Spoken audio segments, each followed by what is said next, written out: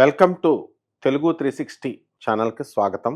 మనకి ఈ ఉగాది సంవత్సరం పరాభవనామ సంవత్సరం 2026 సంవత్సరం. మీ అందరికీ కూడా శుభాకాంక్షలు. ప్రొఫెసర్ డాక్టర్ ముల్లపూడి సత్యనారాయణమూర్తి నేను మీకు తెలియజేస్తున్నాను.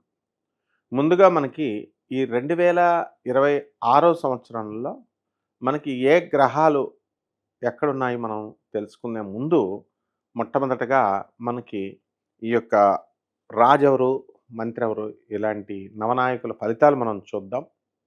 ఇందులో రాజు గురుడు, మంత్రి కుజుడు ఈ సంవత్సరానికి, అలాగే సేనాధిపతి చంద్రుడు, సస్యాధిపతి గురుడు, ధాన్యాధిపతి బుధుడు, అర్ఘాధిపతి చంద్రుడు, మేఘాధిపతి చంద్రుడు, రసాధిపతి శని, నీరసాధిపతి గురుడు.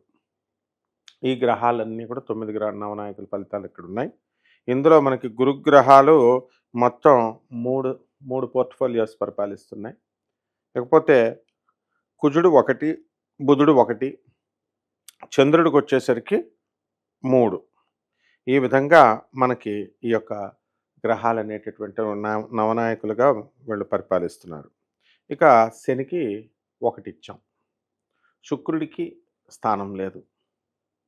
కాబట్టి ఇప్పుడు మనకి ఈ రాసుల్లో మనం 2026 సంవత్సరం చూసుకున్నప్పుడు ఈ యొక్క రాహువు కుంభరాశిలో ఉన్నాడు. అతను 1 డిసెంబర్ 2026 సంవత్సరం తర్వాత అతను మకర రాశిలోకి వస్తాడు.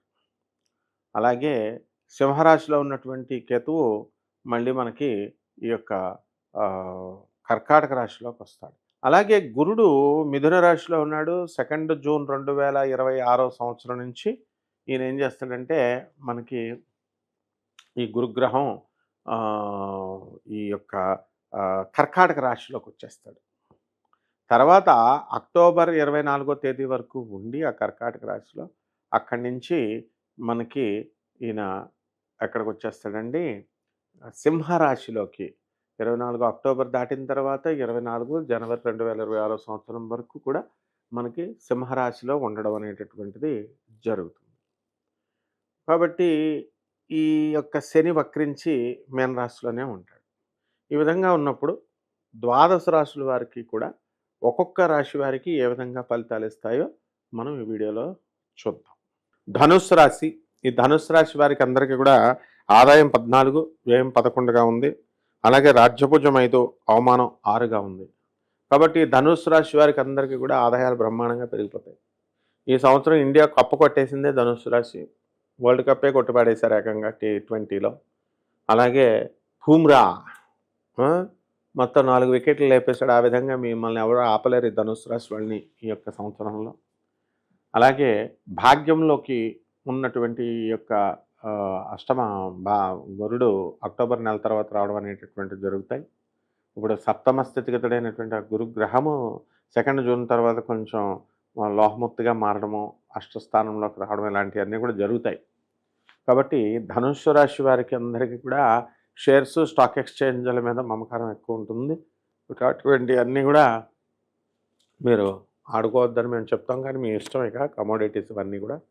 అలాగే ఈ యొక్క రాశి వారందరూ కూడా ప్రేమ వ్యవహారాల్లో ముందుంటారు. ధనుస్సు రాశి వాళ్ళు ఎంత సైలెంట్ అంత డేర్గా ఎలూప్మెంట్స్ అనేటటువంటివి ఎక్కువ ఈ ధనురాశిలో ఉండడం జరుగుతుంది. కాబట్టి మీ పిల్లల్ని జాగ్రత్తగా చదివించండి, మెచ్యూరిటీ వచ్చేలాగా చూసుకోండి.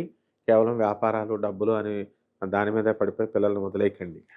ఇకపోతే ధన ఆదాయం పెరుగుతుంది. ఆఫీసులకి నుంచి మీకు ట్రాన్స్ఫర్లు ఇవన్నీ కూడా మీరు అనుకుంటారు. అనుకున్న విధంగానే మీకు అన్నీ కూడా మ్యూచువల్ ట్రాన్స్ఫర్స్ అవ్వడం జరుగుతుంది. పరిహారాల దగ్గరికి వచ్చేసరికి ధనుస్సు రాశి వారికి అర్ధాష్టమ శని నడుస్తున్నాడు.